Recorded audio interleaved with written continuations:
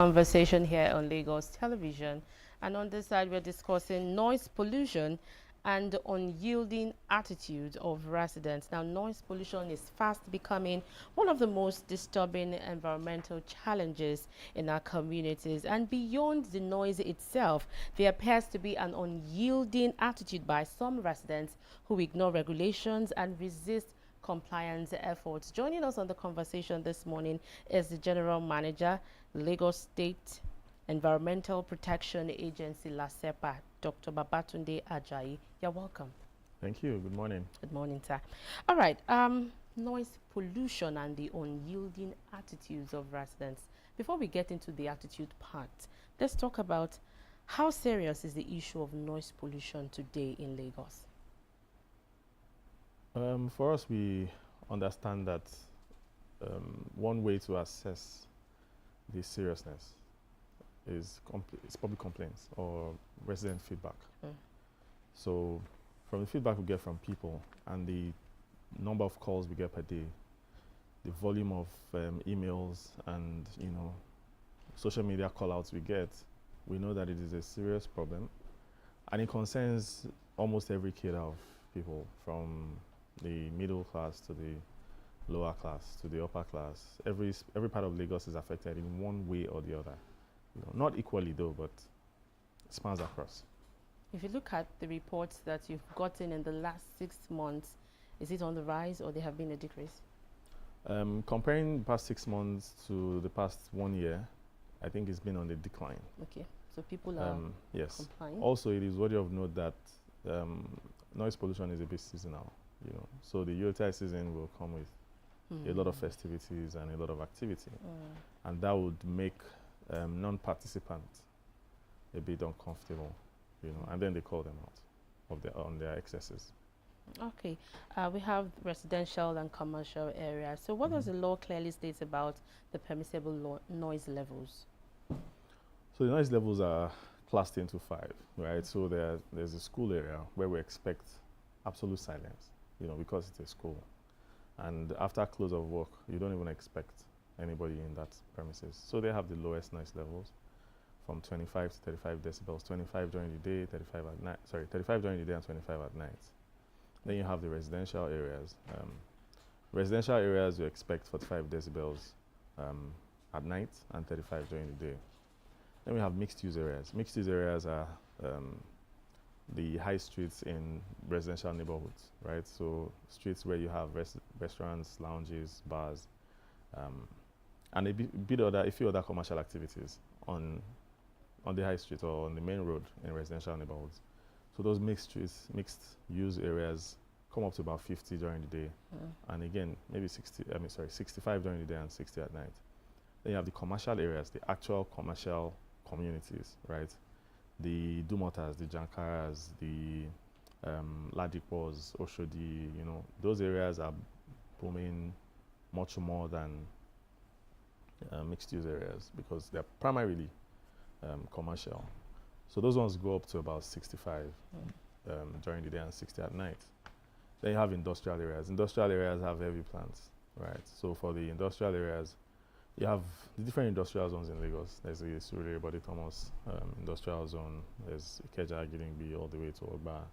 There's the Korodu Steel Complex. There are about 13 to 14 of them. And all of them are expected to have a relatively higher noise level because of the heavy machinery and plants that they have. And those ones come up to about 80 decibels during the day. Also, between industrial and residential areas, there's supposed to be a buffer zone, so that residents are not exposed to the heavy noise from industrial equipment. So all of these things have been arranged, and they all feed into the urban planning and physical planning of the city of Lagos.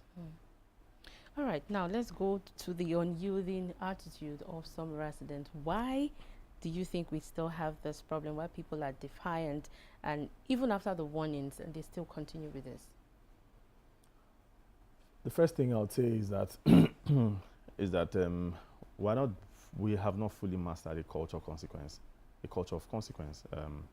in Nigeria or in Lagos even. So even when we punish people, when we enforce our regulations, they still go back to do those things. When you increase the punishment. If you make it incremental, even when they're on a stage 3 or level 3, they still go back to repeat the same problem. And we know this because of our experience. We have repeating offenders from time to time, and many times we shut down their businesses. We shut down their business premises and make sure that we abate the nuisance. Well, they meet up with our fines and demands, but we find that maybe 6 months later they are back to the same thing again, and then we go back to seal them again. So to the point where we cannot have a permanent, in terms of shut down completely, remove your business, remove your house from this place, demolish this property kind of consequence, it looks like we may have repeat offenders. So it is just the culture we understand, Also, it's worthy of note that our culture is a bit noisy. Let's put it that way. We are very celebratory, So most Lagosians find a way to celebrate, even if nothing is happening. If you check the data from restaurants and bars on salary weekend, people just celebrate. People just go all the way up, right, in their spending. And it is just because they find it. I mean, you've worked for 30 days. The day you get paid, you don't reflect on spending or spreading the money over the next 30 days. You want to burn a quarter of it that same day to celebrate that money has come in. Yes, money is for it. So we have a celebratory culture. Also, the religious slant that we get, in most of our worship places, because religion is a very sensitive issue, and people personally connect to religion, right? It then becomes a thing where they have to put their voice and their emotions, and they scream. Even if you don't use speakers, if you have 50 people congregating in a place and they all raise their voices to God, their neighbors will not sleep, right? So it is managing those things that makes it a bit more difficult. But I think that over time we have wielded the big stick. We have cautioned many people. We have success stories, a lot of them. We have a lot of commendation letters every time. We get them 3 to 5 in a week, where people have complied. Save for the very recalcitrant people. On the average day, people will comply and, obey our regulations. Okay, you talked about repeating offenders, and then maybe you shut down their places of operations, and then they pay the fines, and then they go back to business. Beyond shutting down and payment of fines, is LASEPA working towards some other means of, because again, this is an attitude problem, and you said we have not yet gotten accustomed to that culture of, we don't need to make noise. Even when you see people driving on the way, you just play with their horns, And then is there other ways that you're looking at, or is there a way we can engage these people and maybe educate them on better ways to, act? Well, we will continue to do that. But if you follow our activities, we are very big on advocacy. We're advocacy heavy. We do 4 big advocacies every year. The first quarter, we bring all religious houses on the mainland together. We bring the owners of the religion, the leaders of the different religions to the same table. We engage them constructively. We also make sure that they comply by regulations, that point where you have to connect with them and explain to them that, see, your worship should not distort your neighbor's sleep. You don't have to wake somebody up, because you want to call on God, right? Or because you want to call other people to come and worship. So that point is sold to them. In the second quarter, we do the same thing for religious houses on the island, because we try to be realistic with the spread of these activities. Then the third and fourth quarter are for entertainment and hospitality facilities. We understand that intense hospitality entertainment activities are more towards the end of the year. So from the third quarter, we would have started, engaging them. And beyond this one-on-one advocacies, we do visits. So we have an office in every local government, and we visit all of these places to make sure that they are compliant. Whenever we get a complaint, even during the year, every day somebody's out there, in his local government. We have staff who have to go to these places and ensure that they're abiding by the regulations. Simple things like reduce the number of speakers you have, soundproof your building, You must not go above this decibel. You must have a decibel monitor or a sound monitor close by. You must have a limiter that shuts off your sound once it is higher than this level. So these are the things they go and check. Yes, they go and check. Yes. Okay. So when your neighbor complains about you, we make sure that we let you know that your noise level has gone high. Unless the person says they want to be anonymous. Even at that, we'll still visit and make sure that you are compliant with the regulations. Okay. So for us, we think that we can definitely double up on advocacy. We also do advocacy in schools because we understand that children are children and young adults are the best to pass any message across to any targeted audience, particularly if it's a community. So we do a lot of advocacy. We also think that enforcement is one very good way to do advocacy. If you see that someone's business or someone's worship center was closed down because of noise, the news travels faster, right? Unfortunately, bad news travels faster than good news. So all the time we see that when we publish our enforcement data, you get more posts, more views than when you show yourself explaining to people and doing advocacy visits and things like that. So because of the structure of our engagement, we know that enforcement does more work. Working. Yeah. So we do a lot of enforcement as well, and that keeps people in check. Okay, speaking about enforcement, now you said you have enforcement officers across local governments in the state. Are there times where they have faced resistance or hostility, and how was it handled? Yeah, so enforcement is, first of all, a word out of force, right? Yeah. So when we have to do enforcement, we go with men of the police force, right? So even when you have the intention to resist, when you see men of the police force, you are likely to comply. Conform. So even when people raise their voices, I mean, if they try to resist, because we have not come alone, and we obviously, the Lagos Police Command has been very helpful in implementing our mandates, and that has really made people comply, because when it's a bit embarrassing when people know that their business premises are shut down, and of course the consequence that comes with it, sealing them and making sure that we don't reopen them immediately. You have to wait minimum 72 hours. Then you have to pay a fine. You have to take some lessons online. We have structured trainings online. You have for to take the offenders? Yes, for the offenders. Take those trainings. You will get a certificate that says that you have gone to school of noise. Okay. And then that certificate will be pasted in your facility.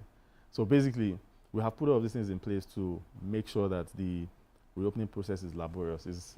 So you know that you have gone through something to get reopened, and you would not like to go back there again.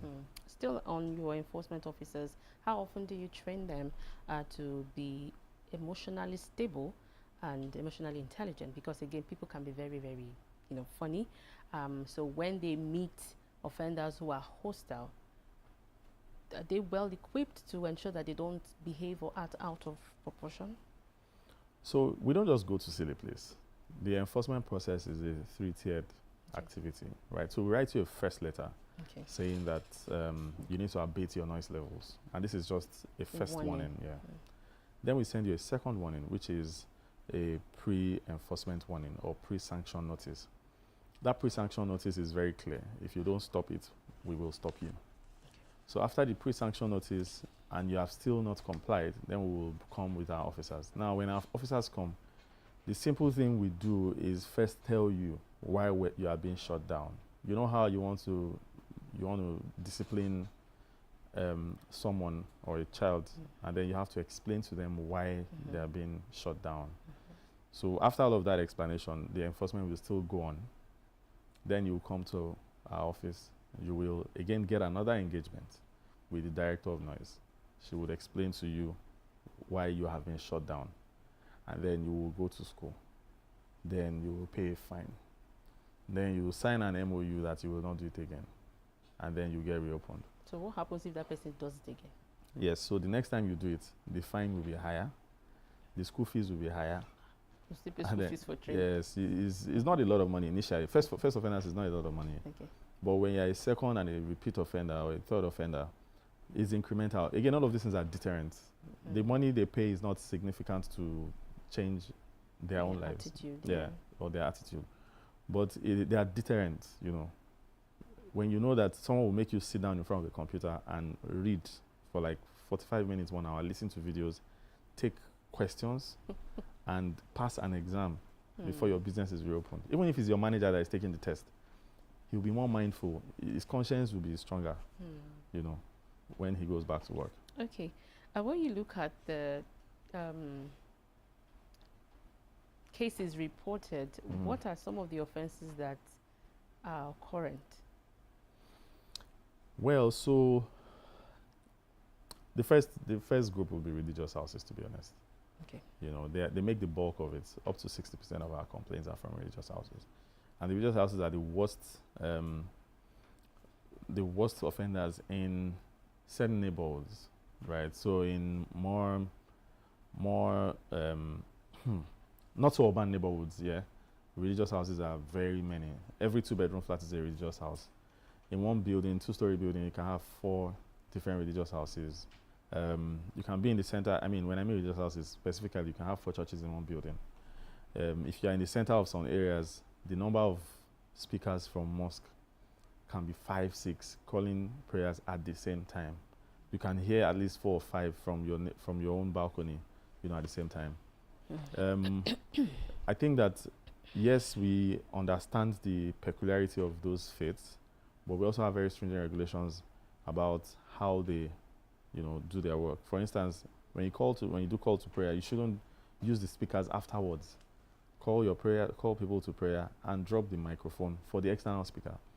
The people you want to preach to are actually inside, right? So the people you are talking to should be inside your building. Nobody should be forced to expose to your message, you know, if they have not walked into your building. Walking into your building is the first consent. You need to pass a message to anybody. And I think it's the first rule of advertisement, right? You cannot pass a religious message to anybody without their consent. So you absolutely should obey that regulation. The second group of people will be entertainment facilities, like I said. So you have clubs, lounges, restaurants. So the more upscale areas have big problems with a lot of these restaurants and clubs, and you know, many of them are soundproof. Now we have enforced the soundproof regulations. But you see, there are some that are open air lounges. Those ones that try to do live band every Thursday or live band every Friday. It's like it's not a new wave, because I remember there used to be some Agidigbo back in the day, but this new wave of live band is the new edict, making sure that their noise level is at the lowest minimum is one of our priorities. And with that, we've been achieving some decent compliance.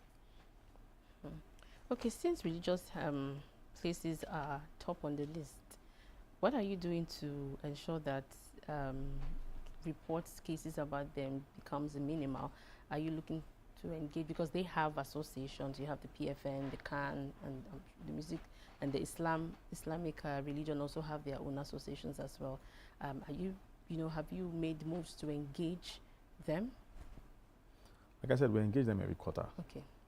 We bring them to the hall, our hall in Alausa. We bring them all to the hall. The pictures and videos every quarter, after our engagements, we publish them in newspapers, online.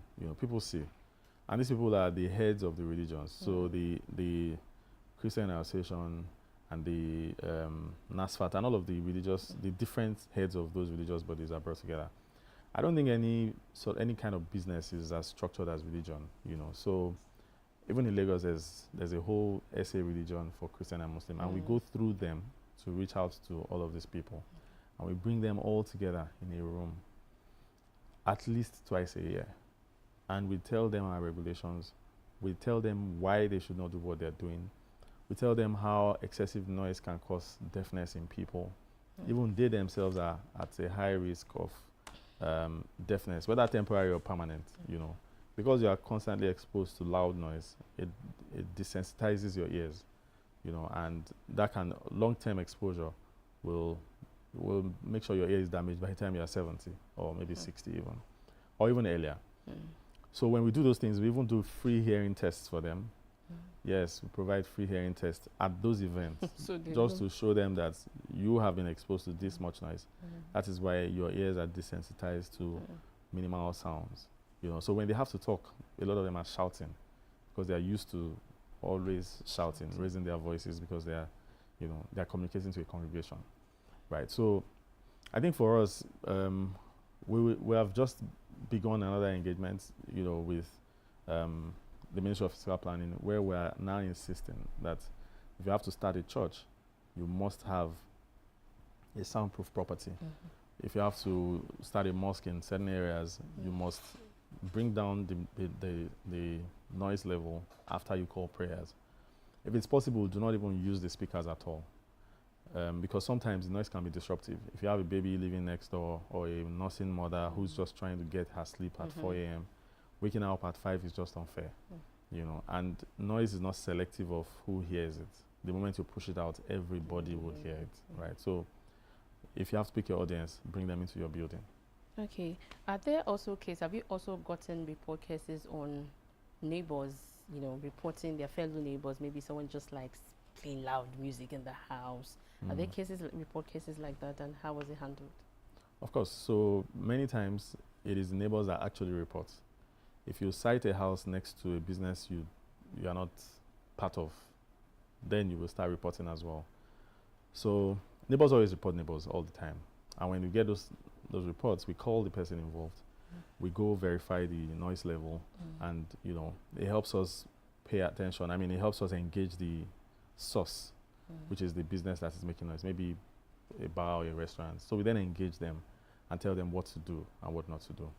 So neighbors are always reporting, and we handle them very professionally. Our staff are professionals. They've been at it for many years, and they're able to, at every point in time, decide what is appropriate. So many times you have to change the direction of speakers. A lot of times you have to cut down on number of participants or the congregants that you have. So it is a case-by-case decision. It's a case-by-case decision that we have to make, with engaging neighbors and their. Do you also engage with landlord associations, CDC, CDAs? Yes, we do. Okay. But more recently, yes, we do. We engage with CDAs and CDCs. A lot of the time, it's even easier for us to track compliance through CDCs and CDAs. So whatever we do, at the end of our investigation and enforcement, we engage the CDC, say, we have done this with this place. If you see any complaints again, please let us know. Because we believe more in community reporting than individual reports, right? So the neighbor can be paranoid or can have a personal problem with the business. But if the community reports you, we don't even wait for a second call. If the community reports you and says that this business is a nuisance in this community, we immediately swing into action, because it's the community that is reporting, not one neighbor. So we engage with them. We're partners on many levels, and they're usually the first level of escalation, for things that get to us. But more recently, we've deployed technology to our noise monitoring. So a lot of the businesses now have noise monitors that are installed in their facilities, and we publish our noise dashboard. It's on our website. So on our website, you can see the level of noise in every single corner of Lagos. And there's so many of them all over Lagos, over 100 monitors on different business premises. So you can tell what the noise level is at Ojota at any point in time. Just go on our website, see the dashboard. Okay. There's the emission dashboard as well. So for those who are the paranoid neighbors, how do you handle them? For people who are paranoid, we talk to them first, engage them properly. If we realize that this may be a personal or deeply mental issue, then we try to engage other agencies, that do those sort of things, that engage the mental well-being of people. Because sometimes paranoia can be a sign of, it can be a sign of an unstable emotion, right? So we then recommend to the appropriate places. But on most days, if we confirm multiple times that the business is no longer errant, but the neighbor keeps complaining, is that we bring them together, do some kind of mediation, or we recommend them to proper mediation therapies, around. How swift do you move into action when you get reports? Within 24 hours, okay, you will get the first call. We don't miss it. Within 24 hours, you get the first call. There are cases where we have managed, there are situations that we have managed many times over, and the business has paid fines and has gone through all of those things, and we know that the business is even trying to comply. In those cases, we really just walk in. But fresh cases, within 24 hours, you get the first call. Hmm. All right, let's talk about how people can report cases. What are the avenues to which you can report a case of noise pollution? So if you have noise pollution around you, you can report on our website. We have a whole form on our website, lasepa.gov.ng. And on that form, there's an opportunity to upload evidence. So Okay. once you upload evidence, it makes our work easier. We don't have to come and confirm anymore. If you upload evidence, multiple evidence, if you have videos, pictures, yeah, depending on the kind of complaint you have. If you have videos, preferably videos that have the noise level, noise meter on them, there are apps that give you um, that feature where you can upload a video with noise readings. So if you have those noise readings on them, once we get it, we just swing into action immediately. So and you can remain anonymous if you want. Of course, you can remain anonymous, and the anonymity is a two-way street. Because some people want to remain anonymous, they'll put their housemate's number or their security man's number. So when you try to reach them to give feedback, the security man says that he doesn't know anything about it, right? So we do the work. The person comes back and says, nobody even reached out to me or nobody even gave me feedback. But you asked to be anonymous and you put a wrong number on it. So we get that a lot. Even if you're anonymous, you should put your phone Yeah, number. put your own phone number. Okay. Get the actual feedback. Get the correct engagement on what we have done. Even if we need you to give us feedback on their performance, because the noise may be 5 a.m. in the morning when we don't have a staff station next to you, right? You'll be the first person to give us that feedback. It may be on a Sunday morning when the church is having services, right? And their services are so loud. It is only you or your CDA that can give us that feedback. So you need to put the correct number on the forms when you fill them. The other thing is to to use our social media handles. LASEPA is on all social media, and we comb a lot of complaints from social media, and we have swung into action from social media reporting as well. All right, what message do you have for residents who just believe, oh, it's just noise and not a serious environmental issue? I'd like you to educate them. So noise is not just another environmental problem or environmental issue. Noise is a major source of disturbance to many people. It is one disturbance that most residents don't have direct control over. If someone is dumping waste in front of your house, you can immediately go there and tell them, you cannot dump this waste. But noise pollution, particularly to those who run businesses and premises that generate this noise, they need to be more mindful of their neighbors and the neighbors' right to sleep. They need to understand that the laws of Lagos do not allow you play public address systems in the open. They also need to understand that their right to do business ends where your neighbor's right to sleep starts, right? You need to be considerate. If you have people drinking at your bar till 1 a.m., it doesn't mean your neighbors have to be awake with them when they are not drinking, right? So mindfulness and being aware of what your neighbors want, being aware of your neighborhood and surroundings, knowing that you cannot live alone in that environment if you don't have neighbors, right? And prioritizing the well-being of your neighbors is very significant. It's important to having a working Lagos. I think we'll leave the conversation here. Noise pollution is not just about the inconvenience, but it's about public health, environmental responsibility, and respect for one another's right to peace and quiet, if I might sum it up that way. We must thank you again, Dr. Babatunde Ajayi, the GM LASEPA, for sharing insight on noise pollution and unyielding attitudes of residents. Thank you again, sir, for your time on the conversation. Thank you very much. I appreciate it. The show